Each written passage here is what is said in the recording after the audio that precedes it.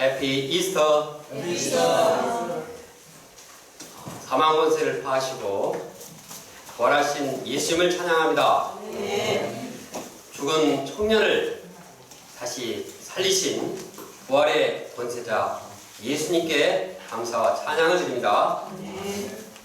청년아 일어나라.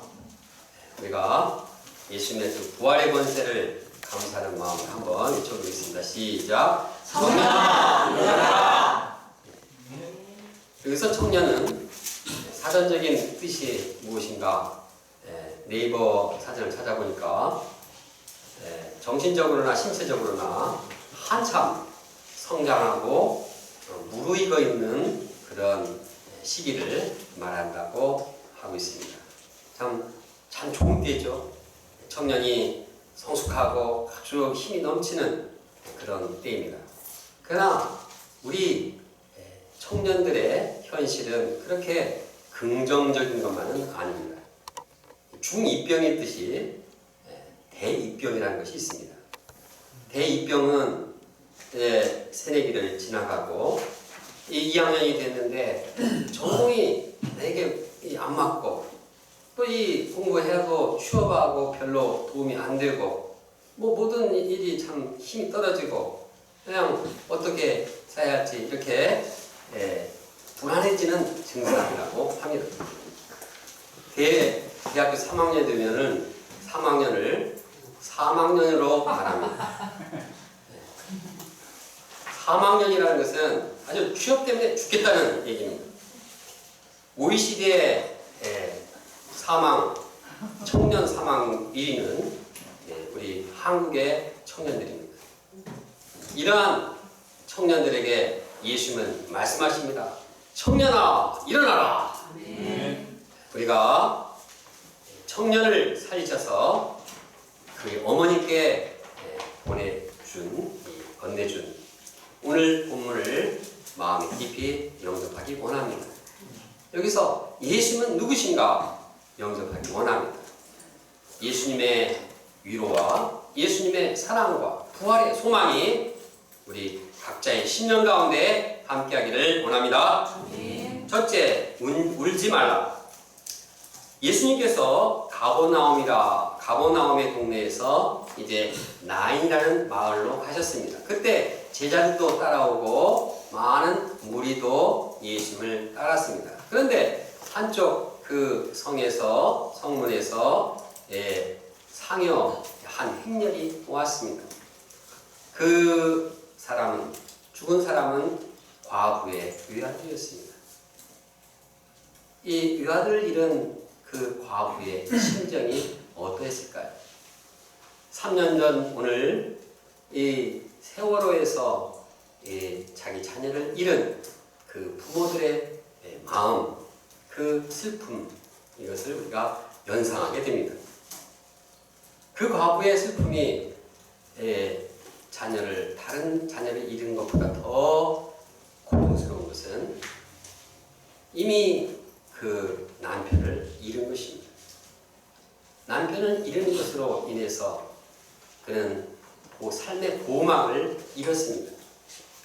먹고 살기가 쉽지 않았습니다. 더 힘든 것은 마음의 상실감 때문이었습니다.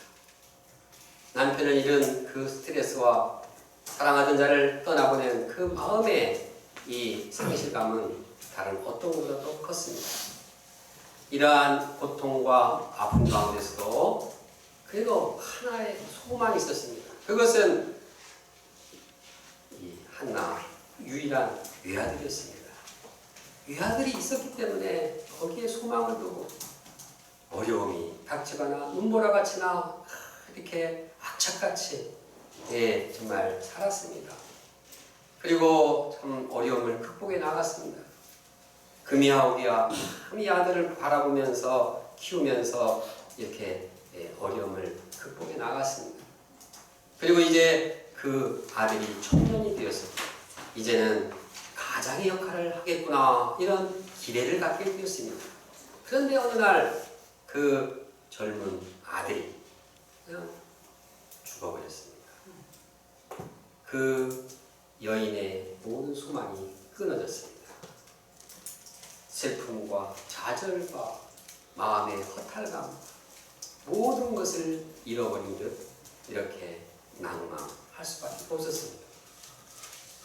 10여 년 전에 교통사고로 유아들을 잃은 한 목자님이 심정을 말하는데, 정말 그 소식을 듣고 그냥 하늘이 무너지듯 깜깜했다고 했습니다. 그리고 매일매일 살아가는 것이 너무나 고통스럽고 두려워서 정말 살고 싶지 않았다고 그렇게 얘기했은 것을 들었습니다. 이러한 아파하고 슬퍼하는 그 여인을 예수님께서 보셨습니다. 예수님께서는 그 여인을 보시고 긍휼히 여기셨습니다. 긍휼히 여기셨다는 말씀은 이 마음의 창자까지 짙는 강한 연민을 말합니다. 예수님은 그 여인의 고통을 이 자신의 고통으로 여겼습니다. 너무나 고통스러운 그 마음이 예수님의 마음이 있었기 때문에 그 고통이 그 여인에게도 전달되었습니다. 내가 고통하는데 나와 고통을 나누는 사람이 있구나 하고 위로를 받았습니다. 예수님의 이 여인을 향한 긍휼하심이 그녀에게 큰 위로가 되었습니다. 그런데 예수님은 간단하게 또 한마디 하셨습니다. 울지 말라. 울지 말라는 그 말씀은 그 여인의 고통을 함께 나누고자 하는 표현입니다. 그런데 그 뜻만이 있는 것이 아닙니다. 울 필요가 없다. 이제는 울지 않아도 된다. 왜냐? 내가 이 아들을 살리기 때문이다. 그의 말처럼 예수님은 죽은 청년을 일으켜 세웠습니다. 그리고 어머니께 주었습니다. 예수님은 그 과거의 진정한 위로자가 되었습니다. 예수님은 이처럼 우리가 슬퍼하고 절망할 때 외면하지 않고 항상 위로해 주시는 분입니다. 우리가 정말 너무나 절망스럽고 어려운 상황이 있을 때 주님의 위로의 음성을 깊이 영접하기를 원합니다. 조금 전에 언급한 그 외아들을 잃은 목자님을 주님께서는 찾아오시고 위로하셨습니다. 주님께서는 그분에게 요한복음 3장 16절을 주시고 이제 2000년 전 외아들을 잃으신 그 하나님 아버지를 깨닫게 도와주시고 이분이 나를 이해하시는구나. 자기 하나밖에 없는 외아들을 이 땅에 보내신 그 하나님의 이 하나님을 영접했을 때 이분만은 나를 아시고 나의 아픔을 동참하신다는 사실을 깨닫게 되었습니다. 더 나아가서 외아들을 내어주시기까지 정말 이 나의 죄 또 죽은 아들의 죄까지도 구원하시는 그 사랑에 감격했습니다. 그 사랑을 덧입고 이제 서울대 재학생들을 자기 자녀처럼 여기고 열심히 사랑했습니다. 관악산부에 10년 동안 재학생 제자 양성이 단절됐는데 이 사랑으로 시작해서 30여 명이 서울대생들이 몰려오는 하나님의 은혜가 있었습니다. 그래서 많은 그뿐만 아니라 그 동역자들이 큰 위로를 받았습니다. 또 이제 양자를 데려와서 이렇게 사랑하면서 또 하나님께서 위로를 주셨습니다. 제가 말을 잘못해가지고 이제 친자하고 양자하고 다르다 그렇게 얘기하느냐 화를 냈습니다. 아니다! 얼마나 귀한 자녀들인데 그렇게 말하냐. 그걸 볼 때 참 양자들을 통해서도 참 위로를 받는 모습을 보았습니다. 이처럼 우리가 슬픔과 절망에 빠졌을 때 주님은 우리를 위로하십니다. 2년 전 또 올해 우리 대학로에서 동역하다가 떠나는 그런 그런 아픔과 슬픔이 있었습니다. 이는 우리 동역자들뿐만 아니라 저에게도 가장 슬프고 고통스러운 일입니다. 그래서 주체할 수 없는 그 고통 때문에 정말 정신을 잃을 때도 있었습니다. 그때도 주님께서는 말씀으로 찾아오셔서 위로하셨습니다. 내가 너와 함께한다. 두려워하지 말라. 내가 너에게 평안을 준다. 이 말씀이 함께함으로 제가 정신을 차리고 주님의 은혜를 덧입고 위로를 받고 다시 일어났습니다. 동시에 주님께서는 우리 귀한 목자님들을 예상치 않게 이렇게 보내주심으로써 위로하시는 모습을 체험하게 되었습니다. 사람들은 불행에 빠졌을 때 괴로워하고 슬퍼하고 절망에 빠지기 쉽습니다. 그리고 왜 이렇게 불행하게 됐는가? 왜 이렇게 정말 아픔이 있는가? 그 원인을 생각하고 그냥 그 돈 때문에 절망한 사람 그냥 돈 생각하라고 더 깊은 절망에 빠집니다. 사람을 잃은 사람은 그 사람을 생각하느라 더 헤어나올 수 없는 그러한 이 생각을 하게 됩니다. 그러나 이때 우리가 바라봐야 할 것은 우리를 위로하시는 예수님이십니다. 예수님은 우리가 절망할 때 말씀을 통하여서 우리를 위로하시는 분입니다. 우리가 정말 절망적인 상황에서 정말 헤어나올 수 없는 이러한 고통 가운데서 오히려 예수님을 덧입고 예수님이 주시는 위로를 덧입고 예수님과 함께하며 예수님을 통해서 은혜를 누리는 삶을 살기를 간절히 원합니다. 아픔과 슬픔에 빠진 우리 한 사람을 외면치 않으시고 위로해 주시는 예수님께 감사와 찬양을 드립니다. 둘째, 청년아 일어나라. 예수님은 죽은 시체가 담겨있는 관에 손을 대시고 말씀하셨습니다. 청년아 내가 네게 말하노니 일어나라. 우리가 예수님의 음성을 영접하는 마음으로 14절을 함께 읽어보겠습니다. 시작. 가까이 가서 그 관에 손을 대시니 맨 자리에 있었는지라. 예수께서 이르시되 청년아 내가 네게 말하노니 일어나라. 석고처럼 딱딱하게 굳은 시체가 다시 살아나리라고 기대하는 사람은 없습니다. 관뚜껑이 덮어지고 이 연구차에 태워서 이제 장지에 가는 그 시신이 이 시신이 다시 살아나리라고 생각한 사람은 좀 정신이 이상한 사람입니다. 그렇게 기대하는 사람은 없습니다. 그러나 예수님은 죽은 자를 살리십니다. 예수님의 말씀에는 놀라운 힘이 있습니다. 예수님의 말씀은 이 부활의 권세가 있습니다. 죽은 청년이 살아났습니다. 그는 잠을 자다가 일어난 사람처럼 여기가 어디야? 왜 내가 여기 있어? 이렇게 말했을 것입니다. 예수님은 사망 권세를 파하시고 우리를 생명을 주시는 힘이 있습니다. 예수님은 육신을 살리는 힘뿐만 아니라 영적으로 영혼의 생명을 살리는 힘이 있습니다. 영생의 힘이 있습니다. 예수님은 말씀하십니다. 내가 진실로 진실로 너희에게 이르노니 내 말을 듣고 또 나를 보내신 이를 믿는 자는 영생을 얻었고 또한 심판에 이르지 아니하나니 사망에서 생명으로 옮겨졌느니라.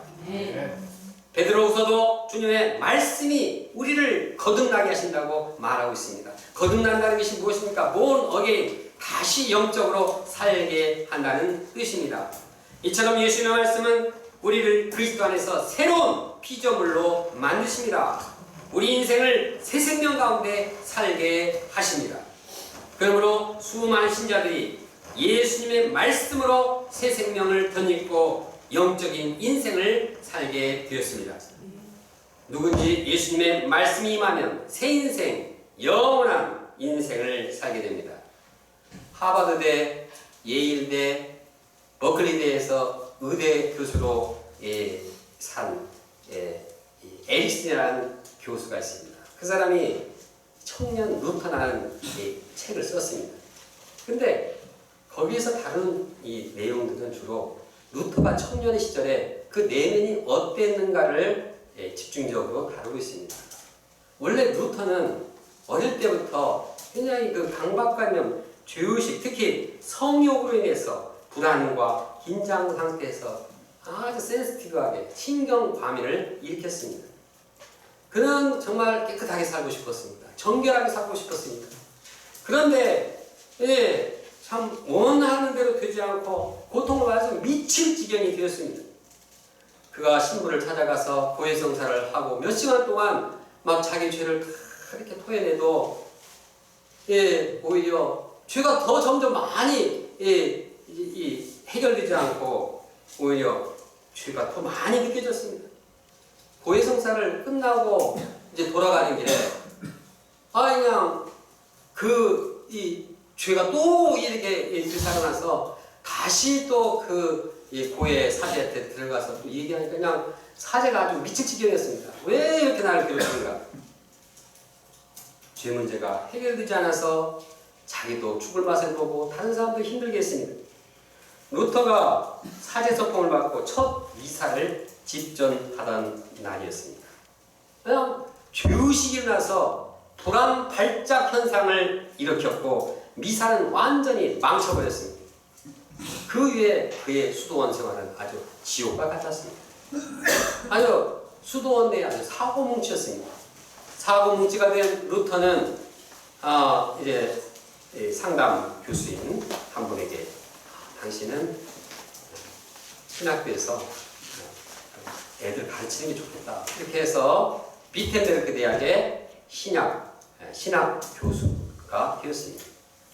그런데 그는 성경 말씀을 연구하면서 주님의 말씀을 영접하게 되었습니다. 오직 의인은 믿음으로 말미암아 살리라. 그 말씀이 그 마음에 깊이 와 닿았고 그는 이 말씀을 믿음으로 영접하고 죄로부터 벗어났습니다. 말씀으로부터 루터는 다시 일어나 새 인생을 살게 되었습니다. 이 말씀 한마디가, 이 말씀이 그를 새롭게 했고 이것은 종교개혁으로 연결되었습니다. 그리고 이 캐톨릭의 이러한 이 문제점들이 그대로 양심 고백을 했고 또 그는 12년 동안 성경을 이제 다 이렇게 번역을 했는데 이제 그 12년 동안 10만 권의 이 성경을 출판했습니다. 그걸 통해서 수많은 사람들이 말씀을 덧입고 새 인생을 살고 일어나게 되었습니다. 올해 독일에서는 종교개혁 500주년, 1517년에 종교개혁이 됐는데 500주년 기념행사를 준비하고 있습니다. 물론 이제 루터를 비롯한 개신교 측에서 이제 주체가 되는 것은 당연한 일입니다. 그런데 재미있는 일은 이 루터가 이 독일 사회에 엄청난 개혁과 새롭게 했다는 것을 인정하고 독일 정부가 주체에 합세를 했습니다. 더 재미있는 것은 캐톨릭에서도 이 루터 때문에 자기들이 이제 썩어 문드리지 않고 자극을 받아서 이렇게 남아있다는 것을 공감하고 자기들도 주체 측이 되겠다고 해서 이 새 주체 측이 연합이 되어서 준비를 하고 있다고 들었습니다. 이처럼 예수님의 말씀은 루터 한 사람을 이제 그치지 않고 국경을 초월해서 세계 수많은 영혼들에게 새 생명을 주고 일어나게 했습니다. 지금도 예수님의 말씀은 죽은 영혼을 살아나게 하고 있습니다. 그러면 우리가 어떻게 해야지 이 생명을 살리는 역사에 동참할 수 있습니까? 그것은 우리를 통해서 예수님의 말씀이 그대로 전달되어야 하는 것입니다. 말씀을 전한다고 해서 말씀을 이용해서 내 생각, 내 사상, 내 철학, 내 생활에 이것을 전해보면 거기에는 생명의 역사가 있을 수가 없습니다. 그럼 우리는 기도하고 말씀을 묵상하는 가운데 말씀이 내 안에 살아있도록 해야 합니다. 물론 상대방이 말씀을 잘 알아듣도록 쉽고 재미있게 가르치는 것이 좋습니다. 좀 논리적으로 또 설득력 있게 좀 알아듣게 말을 해야지 뭐 저 헬라어나 예수님이 아람어 가르쳤으니까 너 말씀 그대로 아람어로 한번 봐라 이래갖고 뭐 통하지 않습니다. 그 가르치는 이 테크닉과 방법도 중요합니다. 그런데 더 중요한 것은 이것이 인간의 이야기로 끝이지 않도록 하는 것입니다. 그러려면 어떻게 합니까? 예수님의 말씀이 내 안에 살아있고 나를 통해서 나를 수단으로 나를 도구로 사용해서 예수님의 말씀이 그대로 전달되도록 하는 것입니다. 생명을 살리는 말씀은 나를 살리게 하고 또 나를 통해서 다른 사람을 살리게 하는 것입니다. 이처럼 살아계신 말씀을 전할 때 우리 가운데 영적 생명 역사가 활발하게 일어날 것을 믿습니다. 셋째, 큰 선지자가 일어나셨다. 예수님이 죽은 청년을 살려서 그 어머니에게 주었을 때 사람들은 보고 막 놀랐습니다. 와, 이런 죽은 자를 살리는 기적을 봤으니 그들이 얼마나 이 정말 큰 힘과 기쁨이 있었겠습니까? 큰 선지자가 우리 가운데 일어나셨다. 아니, 기뻐할 말이 많은데 뭐 할렐루야 뭐 호산나 여러 가지 많은데 왜 큰 선지자가 우리 가운데 일어나셨다 이 말을 했을까요? 그것은 그들이 이 사건을 보고서 큰 선지자인 엘리야와 엘리사를 이제 생각한 것입니다. 엘리야와 엘리사를 왜 생각했는가? 그 가장 먼저는 이 수넴성, 엘리사가 있었던 수넴성하고 나인성하고 거의 인접한 가까운 지역입니다. 그 과거에 일어났던 그 지역에서 일어났던 그 사건이 재현된 것입니다. 그 당시에 엘리사와 엘리야가 살던 그 시대도 영적으로 아주 어두웠습니다. 예수님이 사는 시대와 거의 동일했습니다. 예수님이 사는 시대도 사망의 땅과 그늘에 주저앉은 그러한 시대였다고 말하고 있습니다. 그런데다가 하는 일이, 하는 기적이 거의 동일했습니다. 열왕기상에 보면 엘리야는 수넴 과부,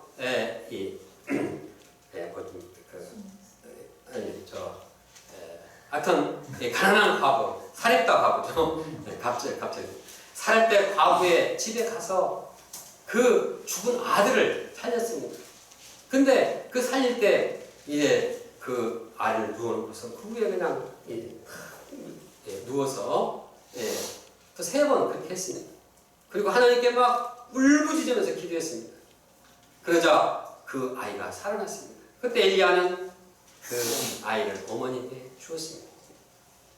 엘리사도 열왕기하에 나오는데 거기에 수넴성에 이 여인인데 이 여인도 아기를 자기 아들을 잃었습니다.